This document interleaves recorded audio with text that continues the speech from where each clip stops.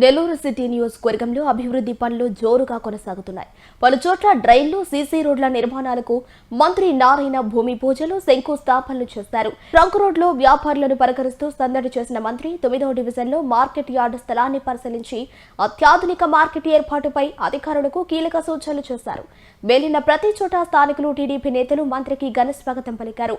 కూటమి ప్రభుత్వం అభివృద్ధి సంక్షేమాన్ని రెండు కళ్లుగా ముందుకు తీసుకెళ్తోందని, సీఎం చంద్రబాబు నాయుడు నాయకత్వంలో రాష్ట్రాన్ని పూర్వ వైభవానికి తీసుకెళ్తామని మంత్రి నారాయణ తెలిపారు. దానికి యాక్చువల్గా శాంక్షన్ చేయటం ఉంది. ఈరోజు శంకుస్థాపన జరిగింది. ఇదే విధంగా ఈరోజు నెల్లూరులో 5వ డివిజన్లో పెన్షన్స్, ఎందుకంటే రాష్ట్రంలో ప్రతి నెల, ఈ ఆంధ్ర రాష్ట్రంలో ప్రతి నెల 1వ తేదీ పేదలు, నిరుపేదలకు ఒక పెద్ద పండగ. చిన్న పండగ కూడా కాదు. ఎందుకంటే అధికారులు, ప్రజాప్రతినిధులు తెల్లవారు 6 గంటలకే వాళ్ళ ఇళ్ళకి పోయి వాళ్ళ గడప దగ్గరే పెన్షన్స్ ఇస్తున్నారు. గవర్నర్ ముఖ్యమంత్రి గారు చాలా క్లియర్గా చెప్పారు, పెన్షన్స్ వాళ్ళు మీ దగ్గరికి రావటం కాదు, మీ ఆఫీసులకు రావటం కాదు, సచివాలయాలు రావటం కాదు, మీరే అక్కడికి పోయి ఇవ్వాలి. ఈరోజు నేను కూడా 5వ డివిజన్లో ఇవ్వటం జరిగింది. మొదటి రోజే, ఒక్కరోజే, ఫస్ట్ డేనే 99% ఇచ్చేస్తున్నారు. ఎవరైనా ఇంటి దగ్గర లేకపోయినా, ఏదైనా ఫంక్షన్లకు బయటకు పోయి ఉన్నా, వేరే ఊరికి పోయినా వాళ్ళకి నెక్స్ట్ డే ఇస్తున్నారు.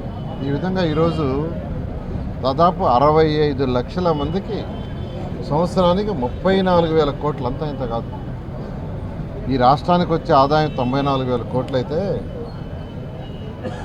34,000 కోట్లు ఓన్లీ పెన్షన్స్కి ఇస్తున్నారు. తల్లికి వందనం కింద ఎంతమంది పిల్లలుంటే అంతమందికి 10,000 కోట్లు ఒకే రోజు వేస్తున్నారు. ఒకే రోజు.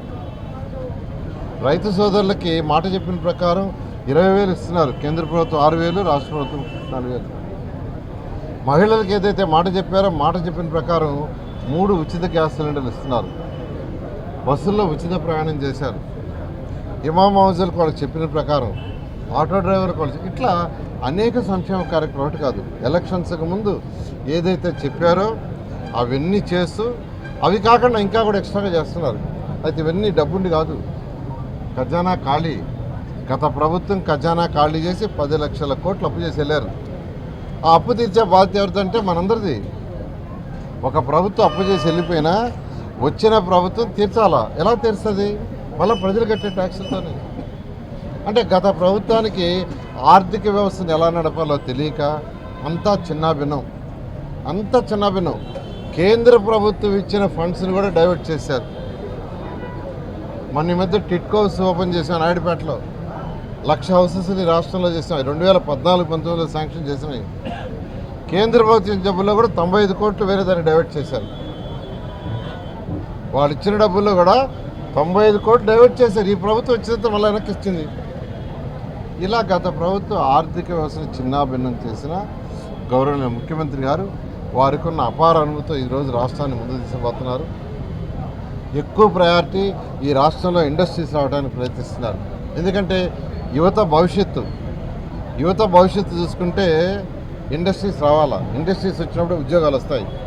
ఇండస్ట్రీస్ వచ్చి ప్రొడక్షన్ వస్తేనే, ప్రొడక్షన్ సేల్ చేసినప్పుడే ప్రభుత్వానికి జిఎస్టీ వస్తుంది. జిఎస్టీ ద్వారా ఖజానా నిండుతుంది. అందుకని ముఖ్యమంత్రి గారు లాంగ్ విజన్ దృష్టిలో పెట్టుకొని ఏ విధంగా అయితే హైదరాబాద్ని డెవలప్ చేశారో అలాంటి లాంగ్ విజన్తో ఈరోజు అనేక దేశ విదేశాల తిరిగి ఇండస్ట్రీస్ని తీసుకొస్తున్నారు.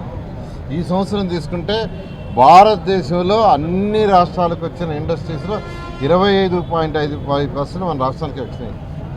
అది కేవలం గౌరవనీయ ముఖ్యమంత్రి గారు, యువనాయకుడు లోకేష్ చేసే కృషితో.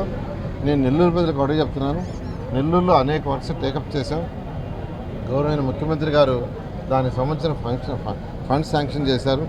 ఎలక్షన్స్ ముందు ఏదైతే చెప్పామో దానికి ఎన్నో రెట్లు వచ్చేస్తాం. అండర్గ్రౌండ్ డ్రైనేజ్ కావచ్చు, డ్రింకింగ్ వాటర్ కావచ్చు, స్ట్రాంగ్ వాటర్ కావచ్చు, లేదా రోడ్స్ కావచ్చు, లైట్స్ కావచ్చు, పార్క్స్ కావచ్చు, తర్వాత 13 కెనాల్స్ ఏదైతే ఉన్నాయో, డ్రైనేజ్ కెనాల్స్ కావచ్చు, స్కూల్స్ కావచ్చు, అన్నీ చేస్తే నెల్లూరు ప్రజల్ని కొద్దిగా ఓపికగా ఉండాల్సిందిగా రిక్వెస్ట్ చేస్తాం. Thank you.